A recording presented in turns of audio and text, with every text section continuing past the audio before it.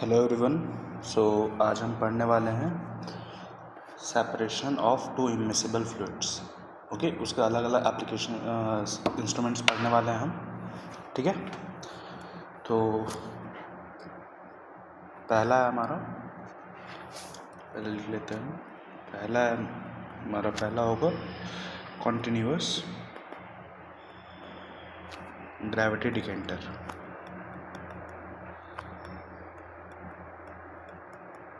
ठीक है, पहले हम इसके बारे में पढ़ेंगे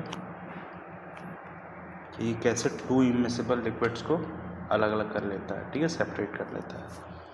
तो इसके आगे लिख लीजिएगा एक नोट बना के, it is used for continuous separation of two immiscible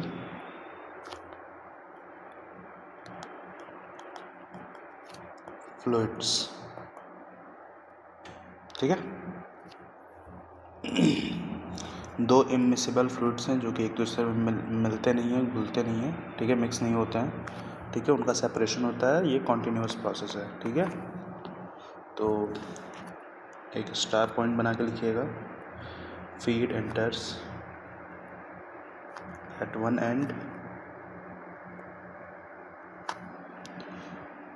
slow flow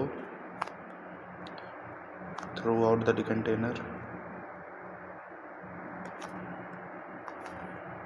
decanter, separation is done in two layers। ठीक है,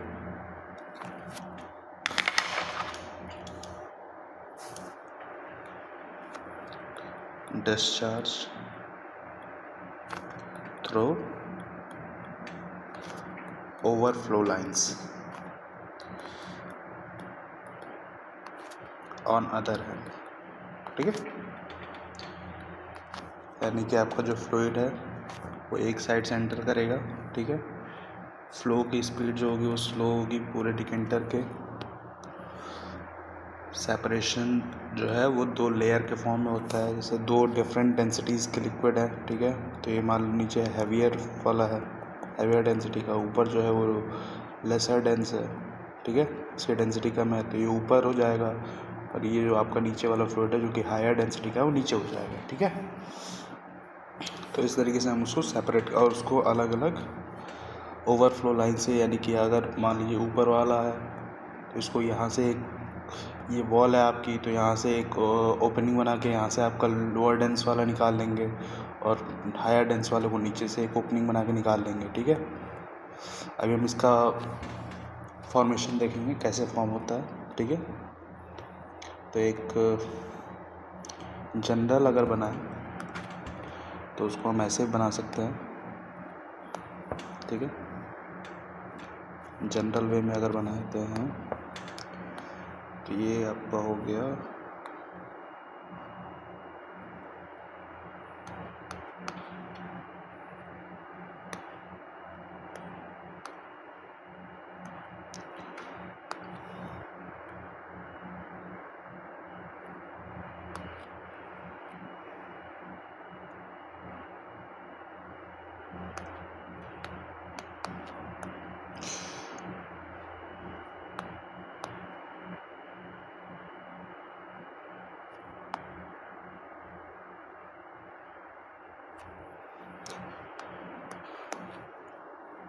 यहाँ पे आपका एक इनपुट हो गया, ये भी एक इनपुट हो गया, यहाँ से फीड आ रहा है। ठीक है ना, ये आपकी फीड यहाँ से एंटर करती है। ठीक है, यहाँ पे एक हैवी लिक्विड का आउटलेट बना देते हैं। ठीक है, ये एक हो गया वेंट हो गया ताकि ज़्यादा प्रेशर बिल्डअप ना हो, यहाँ से हम आउटलेट कर लेते हैं। ये हो गया लाइट लिक्विड आउटलेट। ठीक है, और ये हमारा हो गया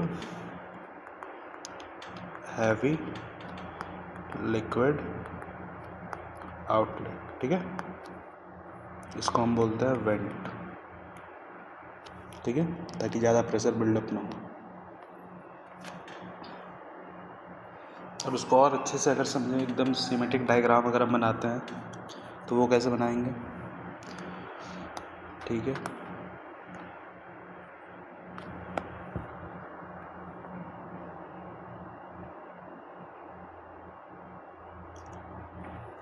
ये हो गया,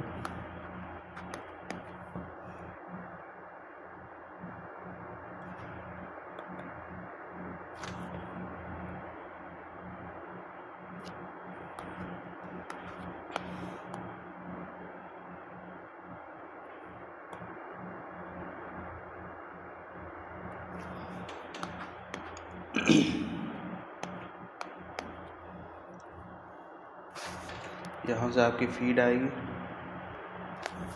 ठीक है। फिर सपोज कर लेते हैं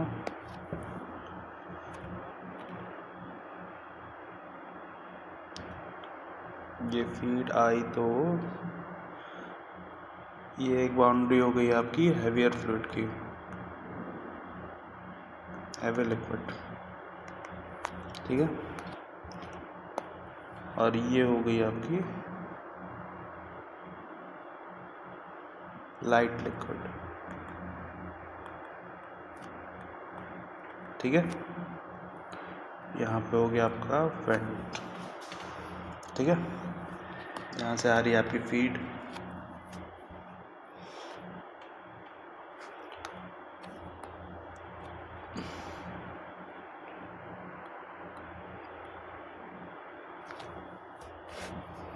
यहाँ पे एक ओपनिंग होगी, यहाँ वाली ओपनिंग होगी आपकी हैवियर फ्लूइड के लिए, ठीक है। और यहाँ पे आपकी एक ओपनिंग होगी लाइट फ्लूइड के लिए, ठीक है।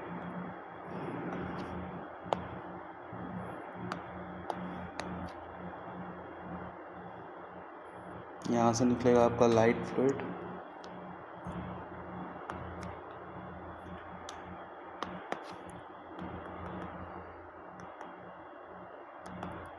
ठीक है।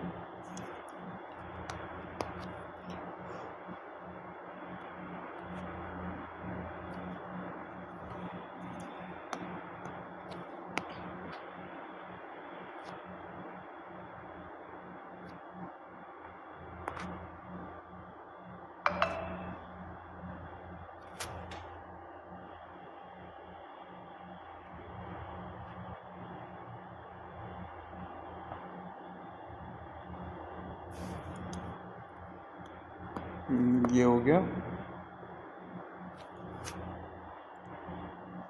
ये हो गया आपका वेंट, ठीक है। और यहाँ से निकलेगा आपका हैवी लिक्विड,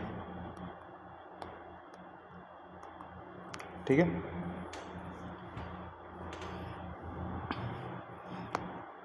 हम इसको मान लेते हैं ये हमारा लेवल है, ठीक है।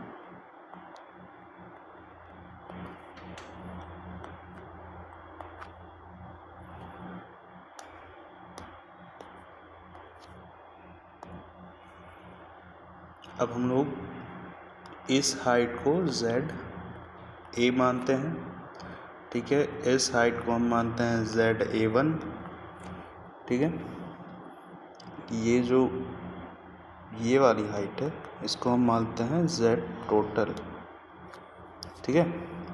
टोटल हाइट होती है, ठीक है। और ये जो हाइट है हमारी, इसको मानते हैं ZA2, ठीक है। अब कई लोग पूछोगे क्या कहते हैं हैवी लिक्विड सर आपको निकालना है, तो ये यहाँ से भी तो आप निकाल सकते थे इस वाले पॉइंट से, लेकिन नहीं, ऐसा नहीं करते हम लोग। इधर करेंगे तो फिर कभी कभी होता है मिक्स हो जाता है, ठीक है। और ये वाली जो हाइट होती है ये आपकी लाइट लिक्विड के एकदम टॉप पे होती है, ताकि एकदम प्योर लाइट लिक्विड आपका निकले, ठीक है। तो यहाँ से आप क्या लिख सकते हैं, पहले तो सभी का स्पेसिफिकेशन लिख लेते हैं, कौन सा सिंबल क्या डिनोट करता है। तो रो ए जो है डेंसिटी ऑफ हैवी लिक्विड है,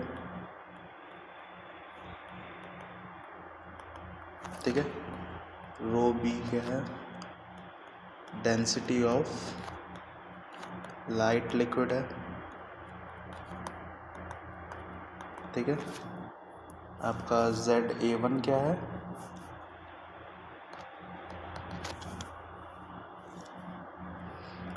depth of layer of heavy liquid. ZB क्या है, ये वाला जो है हमारा ZB है, ZA नहीं है, ठीक है। Depth of layer of light liquid है,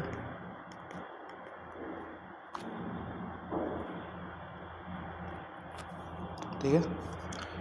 ZT क्या है, ZA1 प्लस ZB होता है, ठीक है। यहाँ पे देखेंगे फिगर में ये पूरा ZT दिया हुआ है यहाँ से लेके यहाँ तक, ठीक है। तो हो जाएगा total depth of liquid in vessel,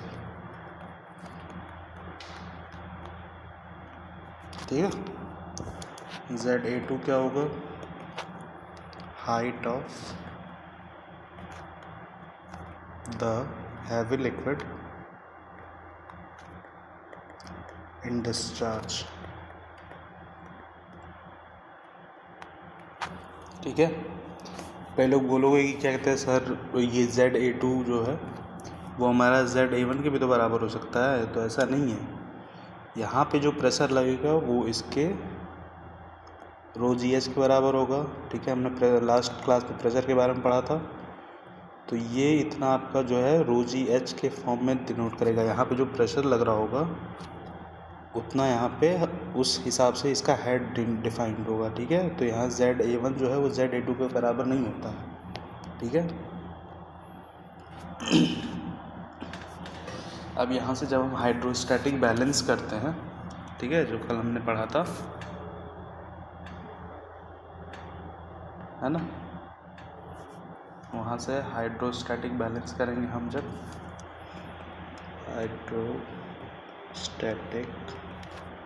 balance, ठीक है, वो करेंगे तो क्या आएगा, rho of liquid A G ZA2 minus ZA1, ठीक है, इसको to rho B ZB to G।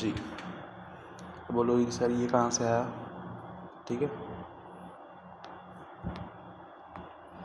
तो हम यहाँ वाले इस वाले लाइन ऑफ एक्सिस पे अगर हम प्रेशर को चेक करेंगे कि टोटल प्रेशर कितना आ रहा है, तो कितना आ जाएगा, इस वाले पॉइंट पे कितना प्रेशर लग रहा होगा,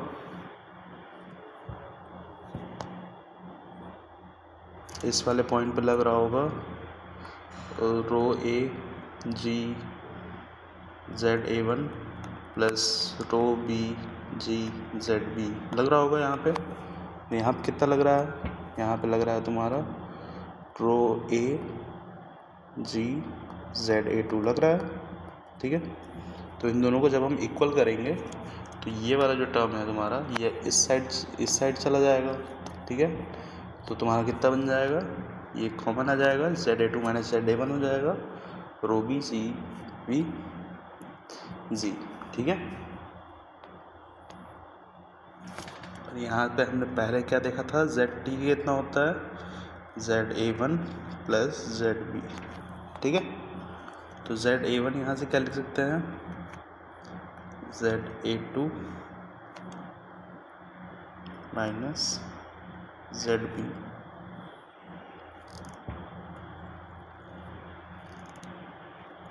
रो B बाई रो A, ठीक है। तो भाई लोग पूछोगे सर ये कैसे आया, ठीक है। तो अच्छे से फिर से करते हैं, ठीक है।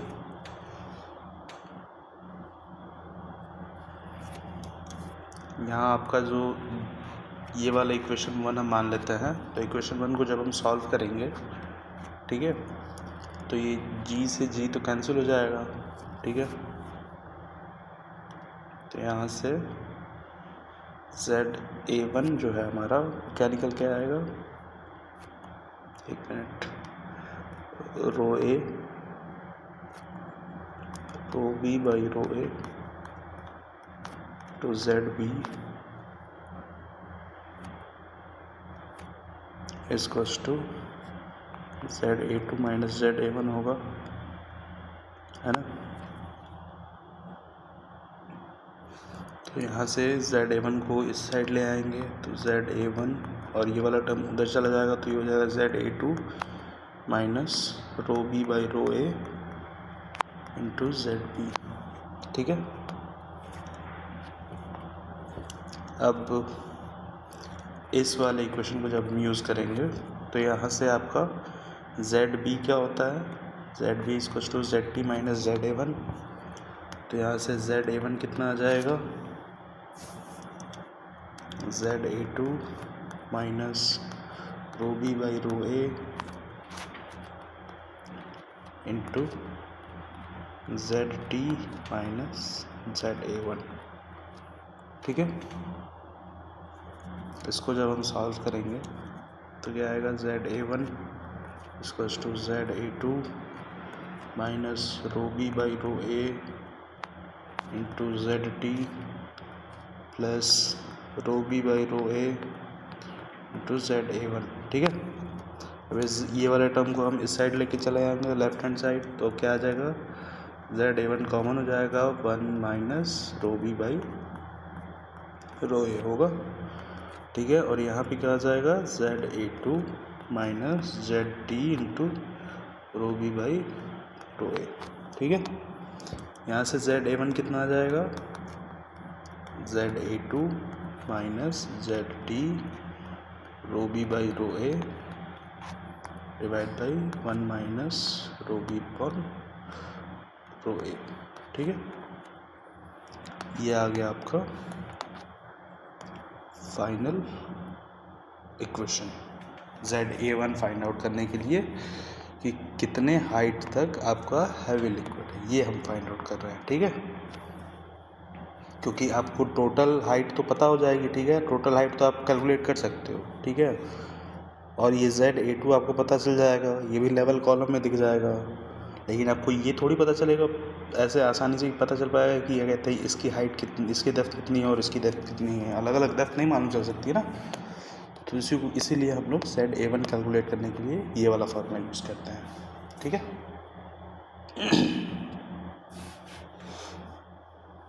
तो यहाँ एक नोट बना के लिख लीजिए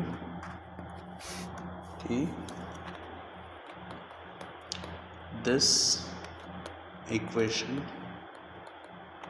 shows that the position of liquid interface, ठीक है, इंटरफेस, ठीक है। लिक्विड इंटरफेस कहाँ पे हो रहा है, उसका पोजीशन डिफाइन करता है, ठीक है। इससे आप क्या क्या निकाल सकते हैं, रेशियो ऑफ डेंसिटीज़, ठीक है। आपको क्या क्या पता होना चाहिए, ठीक है, रेशियो ऑफ डेंसिटी पता होनी चाहिए। दूसरा आपको एलिवेशन ऑफ ओवरफ्लो लाइंस, ठीक है, यानी कि आपको रो बी बाई रो ए अगर पता होगा, ठीक है, आपको टोटल टोटल हाइट पता होगा, वेसल के डेप्थ, वेसल के लिक्विड लेवल का डेप्थ कितना है आपको टोटल पता होगा, और आपको ZA2 पता होना चाहिए, ठीक है। इससे आप ये निकाल सकते हो कि लिक्विड में इंटरफेस कितने डेप्थ में है, ठीक है। एक और इम्पोर्टेंट पॉइंट है, it is independent of the rates of flow of liquid, ठीक है। ये इंडिपेंडेंट होता है rate of flow of liquid का, मतलब ठीक है। और एक सिंपल सा फॉर्मूला लिख लीजिए, ठीक है, इसके बारे में आगे चल के पढ़ेंगे, ठीक है। टाइम ऑफ सेपरेशन अगर आपको निकालना हो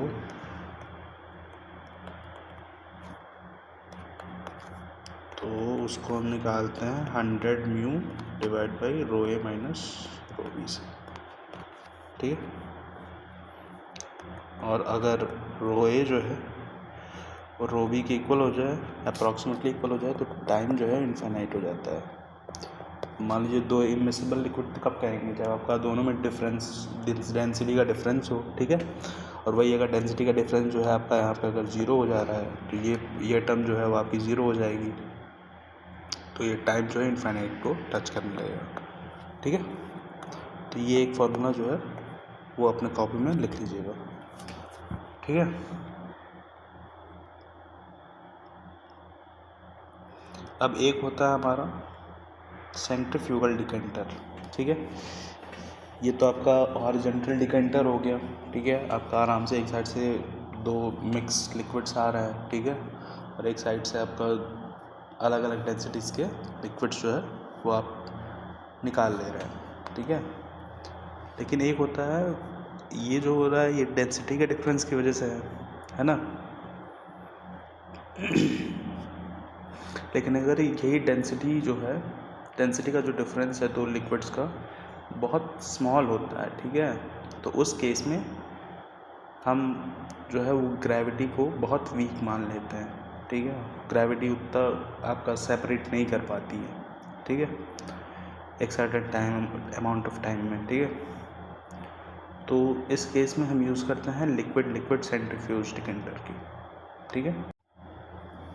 तो हेडिंग डाल लीजिए centrifugal decanter.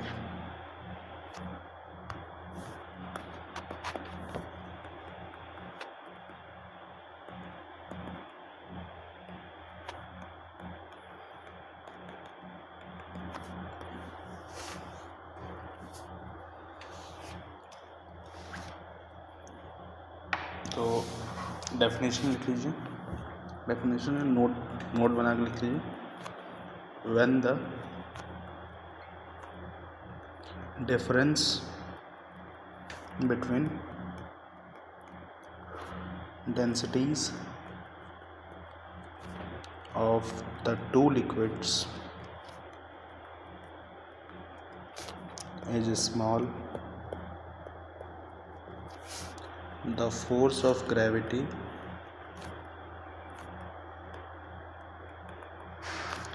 may be too weak to separate the liquids in a reasonable time, ठीक है। The separation may be accomplished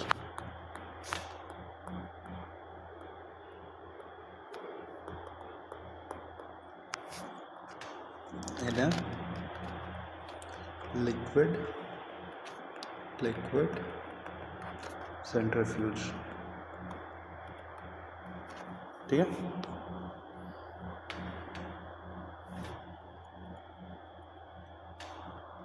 एक और छोटा सा पॉइंट लिख लीजिए, since the force of gravity can be neglected in comparison with the much greater centrifugal force, this interface is vertical and called as the neutral zone, ठीक है। तो अगर हम इसका फिगर बनाते हैं, ठीक है, तो किस टाइप का फिगर बनता है हमारा?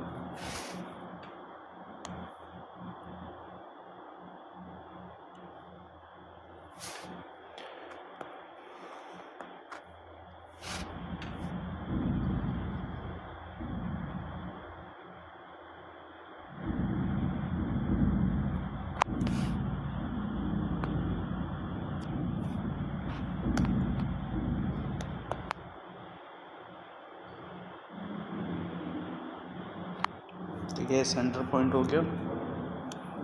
ठीक है, अब जब ये रोटेट करेगा तो आपका बहुत हाई स्पीड पे, ठीक है ना, जब रोटेशन करेगा तो आपकी जो दो इमिसिबल लिक्विड्स हैं वो दो पार्ट में डिवाइड हो जाएंगे। ठीक है,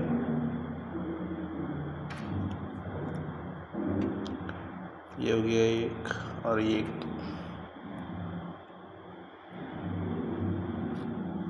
ठीक है,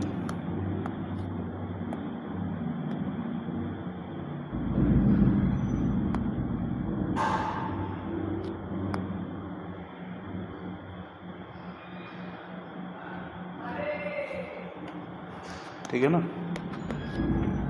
तो आपका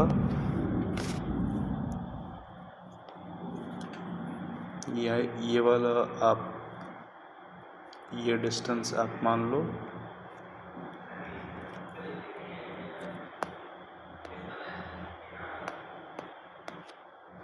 ये डिस्टेंस हो गया आपका आर आई। ठीक है, इंटरफेस का डिस्टेंस हो गया, ये हो गया आपका आर बी। ठीक है, और ये टोटल डिस्टेंस ही आपका हो गया आर ए। ठीक है, इसका रेडियस हो गया। ए जो है हमारा वो है हैवी लिक्विड मान लेते हैं। ठीक है, और बी जो हमारा है लाइट लिक्विड है।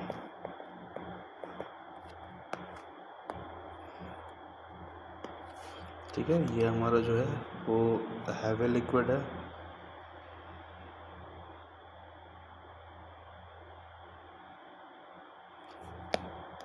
ठीक है,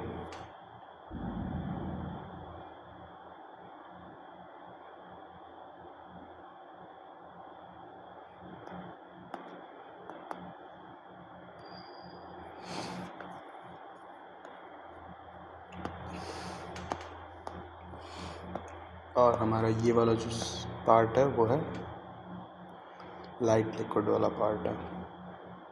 ठीक है,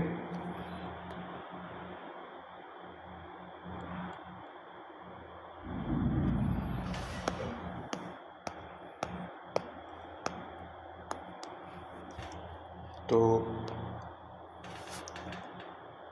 जो दोनों ही लिक्विड हैं, ठीक है, हैवी लिक्विड है ये और ये है लाइट लिक्विड। ये जो है ये दोनों पूरे बॉल के साथ हाई स्पीड पे रोटेट करती हैं। ठीक है, और यहाँ पे हम लोग एजम्पशन ले लेते हैं कि both liquids rotate with ball and friction is negligible। ठीक है,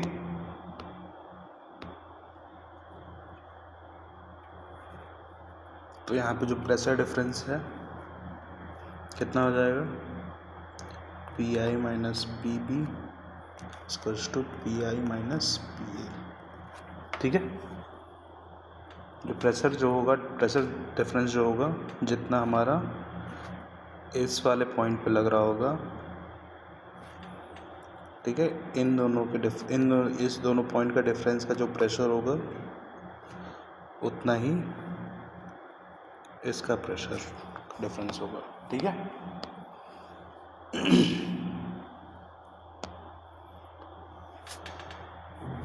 तो यहाँ पे पी आई क्या है, pressure at liquid interface. P B क्या है आपका, प्रेशर एट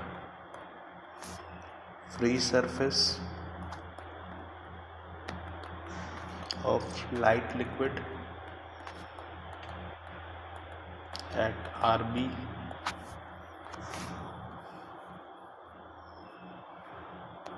ठीक है, और PA क्या है, pressure eight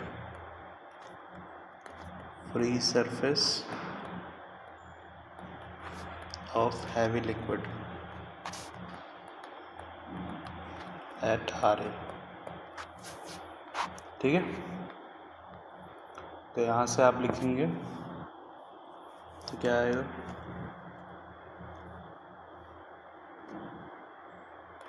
PI minus PB equals to omega square PB RI square minus RB square divide by 2। ठीक है, ये हमने पिछले क्लास में डिराइव किया था। ठीक है ना, याद होना चाहिए आप लोगों को, फॉर्मूलाज की रिवीजन करते रहना। ठीक है, और वैसे ही ये PI माइनस PA क्या हो जाएगा, omega square omega square rho बने omega square rho A RI square minus RA square divide by 2। इसको फर्स्ट इक्वेशन मान लेते हैं, इसको सेकंड इक्वेशन मान लेते हैं। दोनों को इक्वेट करेंगे तो क्या आएगा, rho B RI square minus RB square इसको to rho A RI square minus RA square. ठीक है, तो यहाँ से RI कितना आ जाएगा आपका, RI हो जाएगा आपका under root RA square minus rho B by rho A into RB square divide by 1 minus rho B by rho A। ठीक है, ये आपका आ गया फाइनल इक्वेशन इंटरफेस का रेडियस निकालने के लिए। ठीक है, where RI equals to radius of neutral zone. ठीक है, ए क्या है, हैवी लिक्विड है हमारा। ठीक है, और बी है हमारा लाइट लिक्विड। ठीक है,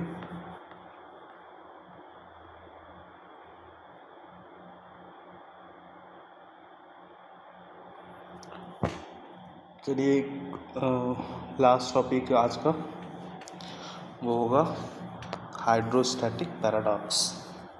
ठीक है, तो हेडिंग डाल लीजिए, ये आज के क्लास का लास्ट टॉपिक है। ठीक है, हाइड्रोस्टैटिक पैराडॉक्स। तो पैराडॉक्स होता क्या है। ठीक है, पैराडॉक्स एक तरह से एक स्टेटमेंट कह लीजिए या फिर एक सिचुएशन कह लीजिए। ठीक है, जो कि ऐसे देखने में तो इम्पॉसिबल लगता है। ठीक है, लेकिन उसको जब आप अच्छे से सोचते हैं, उसके बारे में जानते हैं, तो वो ट्रू होता है। ठीक है, लॉजिकल ट्रूथ होता है। ठीक है, तो ऐसे ही हमारा है हाइड्रोस्टैटिक पैराडॉक्स। ठीक है, तो आप 3 टाइप के कंटेनर्स लेते हैं। ठीक है, हाइड्रोस्टैटिक पैराडॉक्स क्या कहते हैं, you have 3 types of containers. ठीक है, पहला कंटेनर है, ठीक है, जो कि इस शेप का है। ठीक है, दूसरा कंटेनर है जो कि आपका कुछ इस शेप का है, और एक आपके पास तीसरा कंटेनर है जो कि इस शेप का है। ठीक है, तीनों में एक सर्टेन हाइट तक आपका एक लिक्विड भरा हुआ है। ठीक है, हाइट तीनों की सेम होगी। ठीक है, जितना हाइट तक एक लिक्विड भरा हुआ है तीनों का सेम है। ठीक है, तो जो आपका H1 है ठीक है, ये वाली हाइट, और H2 है आपकी ये वाली हाइट, ठीक है, और ये वाली हाइट हो गई आपकी H3, ठीक है। तीनों में एक ही टाइप के लिक्विड भरे हुए हैं,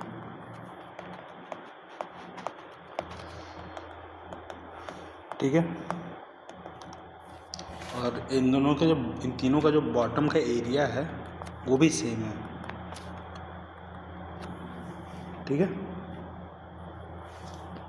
तो हमारा कंडीशंस है कि H1 equals to H2 equals to H3, A1 equals to A2 equals to A3, ठीक है। ये हमारा स्टेटमेंट है, ठीक है।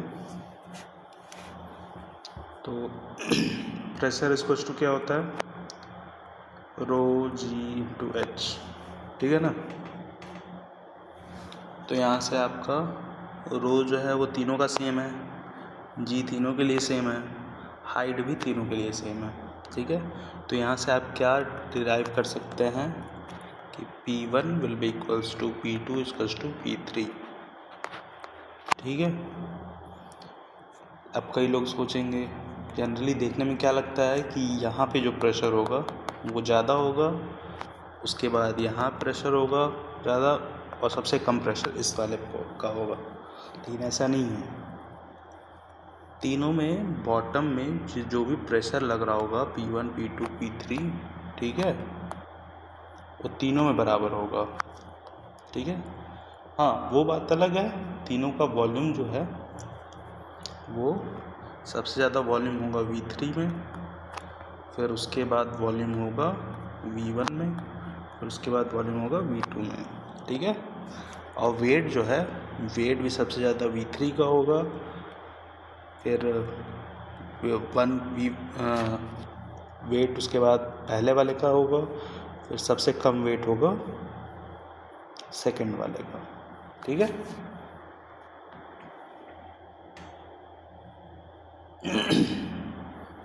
तो यही है हाइड्रोस्टैटिक पैराडॉक्स, कि देखने में तो आपको लगेगा कि इसके बॉटम पे सबसे ज़्यादा प्रेशर लग रहा होगा, उसके बाद आपका इसके बॉटम पे प्रेशर लग रहा होगा, सबसे कम प्रेशर इस पे लग रहा होगा, लेकिन ऐसा नहीं होता है, तीनों पे बराबर प्रेशर लगता है, ठीक है। यही है हमारा हाइड्रोस्टैटिक पैराडॉक्स। तो इससे आज का हमारा जो लेक्चर है वो ख़त्म होता है, ठीक है। अब कल हम पढ़ेंगे हाइड्रोलिक लिफ्ट्स के बारे में, ठीक है। और क्वेश्चंस प्रैक्टिस करते रहिएगा, जल्दी ये क्वेश्चंस वाली वीडियो भी आएगी, ठीक है। Thank you.